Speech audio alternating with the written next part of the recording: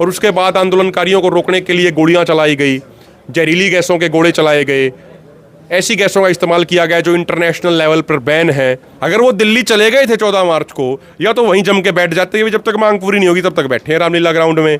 कि बीच का रास्ता निकालने वाले नेता अब किसानों को मंजूर नहीं है, अब किसान उनको स्वीकार नहीं करेंगे। देश में जब भी आंदोलनों का जिक्र होगा उसमें दिल्ली वाले आंदोलन का जिक्र जरूर होगा, और जब आंदोलन का जिक्र होगा ऐसा हो ही नहीं सकता अभिमन्यु कोहाड़ का जिक्र ना हो। मैं जब भी आंदोलन में जाता था और जब भी लाइव डिबेट देखता था किसी भी टीवी चैनल पर, जो सबसे ज़्यादा सुकून मिलता था किसानों की बात सुनकर, क्योंकि मैं भी किसान का ही बेटा हूँ, तो सबसे ज़्यादा सुकून अभिमन्यु कोहाड़ को सुनकर मिलता था। बिल्कुल सटीक तरीके से सारी जानकारियाँ हमारे सामने रखी जाती थी, और जो न्यूज़ एंकर थे उनकी समझ में नहीं आता था मुझे अब सवाल क्या करना है, क्योंकि जो बच्चा क्लास में होनहार होता है वो मास्टर को बोलने का मौका नहीं देता। अभी हमारे साथ में अभिमन्यु कोहाड़ जी हैं, और आप अच्छे से इनको जानते हैं, बेबाक बोलते हैं, और किसानों की आज खासकर युवाओं में इनकी जो पकड़ धीरे धीरे हरियाणा में बनती जा रही है, उसके लिए इनको बधाई है। आपका स्वागत है जी गांव गोंड में। बहुत बहुत धन्यवाद अनिरुद्ध भाई, आपको और आपके सभी दर्शकों को हाथ जोड़ के नमस्कार, सत श्री अकाल, आदाब। अभी कुछ दिन पहले ही आप सत्र चालू था संसद का, राहुल गांधी जी से मुलाकात करके आए हैं, क्या क्या बातें हुई वहाँ पे? देखो, हमने पहले 8 तारीख को, 8 जुलाई को हमने बीजेपी के 240 सांसदों को छोड़ के सभी मेंबर ऑफ पार्लियामेंट को अपना मांग पत्र दिया था कि भाई आप संसद में हमारे मुद्दों को उठाइए जी। और उसी कड़ी में हमने बीजेपी के अलावा तमाम पॉलिटिकल पार्टीज़ के लीडर्स को लिखा था कि भाई आप किसानों से मिलने के लिए समय दीजिए। तो उसी कड़ी में विपक्ष के नेता राहुल गांधी जी ने 24 तारीख को हमें मिलने का समय दिया, और उन्होंने कहा कि आप संसद में आ जाइए, संसद में आपसे मुलाकात करेंगे। तो जो टाइम हमें दिया गया था, जो जगह उनकी टीम द्वारा बताई गई थी, हम वहाँ पहुँच गए। हमारे डॉक्यूमेंट सारे पूरे थे, सब कुछ पूरा था। उसके बावजूद दिल्ली पुलिस ने हमें अंदर नहीं जाने दिया। अब वो क्यों नहीं जाने दिया, किस लिए नहीं जाने दिया, तो वो तो वही जानते हैं। लेकिन जब अंदर से विपक्ष के नेता ने ये कहा कि भाई आप उनको अंदर नहीं आने देंगे, तो मैं उनसे बाहर जाके मिलता हूँ। उसके बाद हमें फिर अंदर जाने दिया, और वहाँ पे लगभग 40-45 मिनट हमारी उनसे बातचीत हुई। उस मीटिंग में राहुल गांधी जी के अलावा उनकी पार्टी की तरफ से दीपेंद्र हुड्डा जी, जयप्रकाश जेपी जी, इसके अलावा आपके पंजाब से राजा वड़िंग जी, चरणजीत सिंह चन्नी जी, इसके अलावा जयराम रमेश जी, केसी वेणुगोपाल जी, तमाम ये उनके लीडर मौजूद थे। तो हमारी मुख्यतः उनसे 2 मुद्दों में बातचीत हुई, एमएसपी गारंटी कानून के मुद्दे पे, और जो जमीन अधिग्रहण का कानून जो 2013 वाला कई स्टेट में भाजपा ने बदल दिया विधानसभाओं के जरिए, उसके मुद्दे पे भी बातचीत हुई। तो उन्होंने सारी बातें ध्यान से सुनी। उनके कुछ सवाल भी थे कि भाई एमएसपी गारंटी कानून में किस तरीके से बनेगा, कैसे खर्चा आएगा। उन्होंने अपनी भी कैलकुलेशन कर रखी थी। ये बात देख के हमें बड़ी हैरानी हुई कि जितना वर्क उन्होंने कर रखा था एमएसपी गारंटी कानून के ऊपर, पूरी कैलकुलेशन उनके पास भी थी। हमने अपनी कैलकुलेशन थी वो भी उनके साथ साझा करी, किस तरीके से बनाया जा सकता है वो भी उनके साथ साझा किया। तो उन्होंने हमें ये कहा कि भाई जिस तरीके से देश का किसान सड़क पर बैठ के संघर्ष कर रहा है, उसी तरीके से सदन में हम आपके लिए बैठ के संघर्ष करेंगे, और आने वाले दिनों में देश के किसान देखेंगे किस तरीके से विपक्षी गठबंधन ने उनकी आवाज़ कितनी मजबूती से उठाई है। तो लगभग 40-45 मिनट हमारी ये बातचीत हुई थी। उसके बाद फिर हम बाहर आ गए थे वहाँ से। तो वो किसानों के साथ बाहर आए, वहाँ पे बाहर छोड़ने के लिए उन्होंने मीडिया को भी वहाँ संबोधित किया। और फिर उसके बाद अगर हम देखें इस सत्र में, जो अभी वर्तमान में सत्र चल रहा है, इस सत्र में लगातार रोजाना किसानों की बात हो रही है। चाहे समाजवादी पार्टी की तरफ से धर्मेंद्र यादव जी ने मुद्दा उठाया हो, चाहे तृणमूल कांग्रेस की तरफ से ममता बनर्जी जी के भतीजे अभिषेक बनर्जी जी ने मुद्दा उठाया हो, उसके अलावा शिवसेना उद्धव ठाकरे पार्टी के अरविंद सावंत जी ने भी मुद्दा उठाया, कांग्रेस की तरफ से दीपेंद्र हुड्डा जी, उसके अलावा जयराम रमेश जी, रणदीप सुरजेवाला जी, राजा वड़िंग जी, चरणजीत सिंह चन्नी जी, कुमारी शैलजा जी, जयप्रकाश जेपी जी, वरुण चौधरी जी, स्वयं राहुल गांधी जी, इन सब लोगों ने वो मुद्दा उठाया है। तो भारत की सबसे बड़ी पंचायत यानी हमारे संसद के अंदर कम से कम हमारी बात होने लग गई है। तो हमें लगता है कि हमारा आंदोलन के माध्यम से आने वाले समय में हम एमएसपी गारंटी कानून भी उसी सदन के माध्यम से पास कराने में सफल जरूर होंगे। अच्छा, जैसा जब जो पंजाब के किसान हैं वो दिल्ली जाना चाहते थे, अब की बार रोक लिया गया। पहले तो चले गए थे, अब की बार रोक लिया गया, और दोनों बार एक ही सरकार, बीजेपी की सरकार। ऐसा क्या है कि बीजेपी की सरकार आते ही जो आंदोलन है वो कुचल दिए जाते हैं, उनको दबाने की कोशिश की जाती है? देखो, सिर्फ अकेले पंजाब के किसानों को नहीं, इन्होंने हरियाणा में 13 फरवरी से पहले कर्फ्यू का माहौल बना दिया था। 50,000 की पैरामिलिट्री फोर्स इन्होंने बाहर से मंगवा ली थी आंदोलन को कुचलने के लिए। उसके बावजूद 15,000 के आसपास हरियाणा के किसान भी शंभू बॉर्डर पे, खनौरी बॉर्डर पे पहुंचे और पंजाब के लाखों की संख्या में किसान थे। कई गाँवों को पूरे तरीके से सील कर दिया गया कि वो आंदोलन में ना शामिल हो पाएँ। और उसके बाद आंदोलनकारियों को रोकने के लिए गोलियाँ चलाई गई, जहरीली गैसों के गोले चलाए गए, ऐसी गैसों का इस्तेमाल किया गया जो इंटरनेशनल लेवल पर बैन है, वो सब इन्होंने इस्तेमाल किया। लेकिन उसके बावजूद आंदोलन मजबूती से जारी है। आज भी शंभू खनौरी बॉर्डर पे हज़ारों की संख्या में ट्रैक्टर ट्रॉलियाँ और झोपड़ियाँ वहाँ पे बनी हुई हैं, ट्रैक्टर ट्रॉलियाँ खड़ी हैं।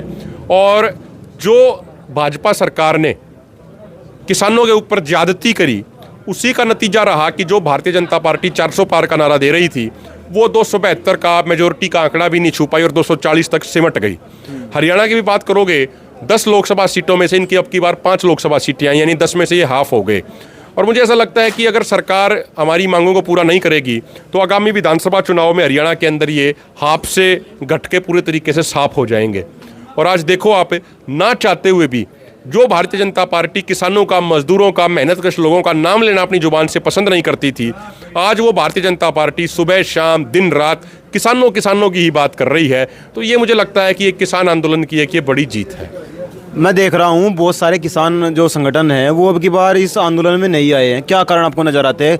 जो संयुक्त किसान मोर्चा था वो भी कई जगह बट गया। देखो, किसान एक मन बना चुके हैं देश के किसान, कि बीच का रास्ता निकालने वाले नेता अब किसानों को मंजूर नहीं है। अब किसान उनको स्वीकार नहीं करेंगे, क्योंकि बीच का रास्ता निकालने वालों ने बहुत बार आंदोलनों को टारपीडो करने का प्रयास किया, आंदोलनों को नुकसान पहुंचाने का प्रयास किया। देश का किसान मन बना चुका है कि जो शुद्ध तौर पे समाज की लड़ाई लड़ना चाहता है, जो किसान की लड़ाई लड़ना चाहता है, जो राजनीति में नहीं जाना चाह रहा, जो चुनावी राजनीति से दूर रहना चाहता है, उन लोगों के साथ मिलकर देश का किसान आंदोलन लड़ेगा। ये किसान मन बना चुके हैं। जो बिल्कुल स्पष्ट उससे आंदोलन लड़ना चाहते हैं, उनके साथ ही देश का किसान साथ खड़ा होने को तैयार है।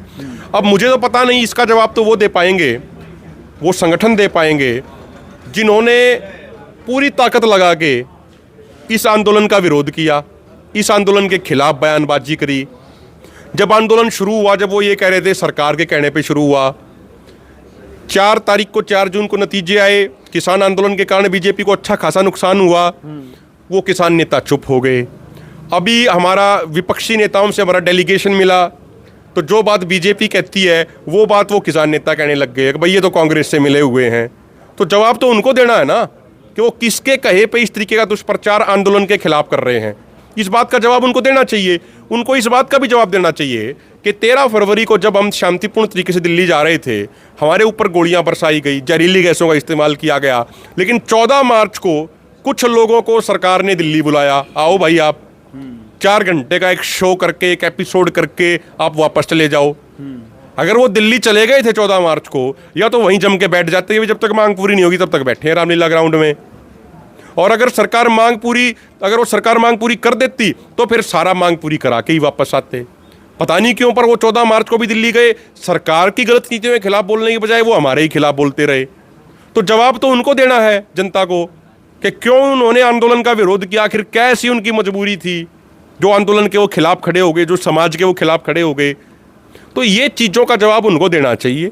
देश का किसान, देखिए, देश का किसान किसी की राजनीति करने के लिए नेताओं के साथ नहीं है, या किसी की राजनीति चमकवाने के लिए नेताओं के साथ नहीं है।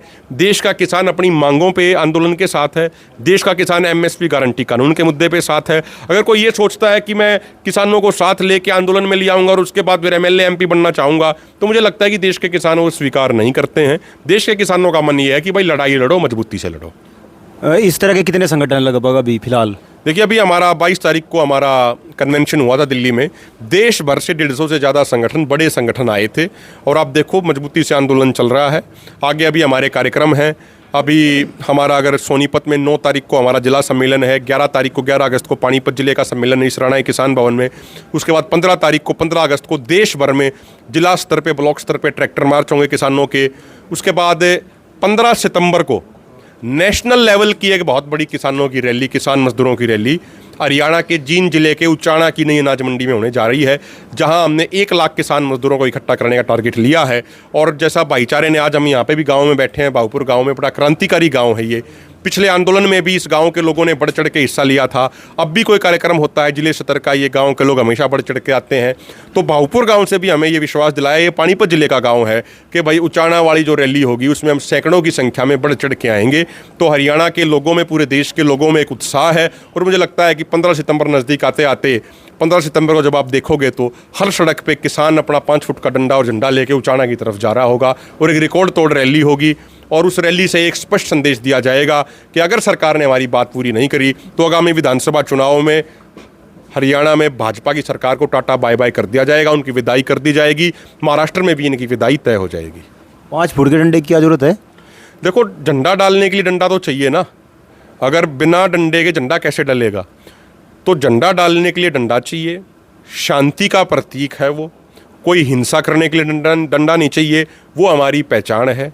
जैसे गमछा है, परना है, वो भी एक किसान की पहचान है, उसी तरीके से 5 फुट का डंडा और झंडा किसान की पहचान है। अच्छा, मेरा अंतिम सवाल ये है कि हाई कोर्ट ने इजाज़त दे दी है कि किसानों को जाने दिया जाए, लेकिन अभी भी कोई हाई कोर्ट बड़ी है, फिर सरकार? नहीं, हाई कोर्ट के फैसले के खिलाफ सरकार सुप्रीम कोर्ट चली गई और सरकार ने वहाँ से स्टे ले लिया। अभी 2 तारीख को माननीय सुप्रीम कोर्ट में सुनवाई हुई थी, अभी 12 अगस्त को फिर उस मामले की सुनवाई होनी है।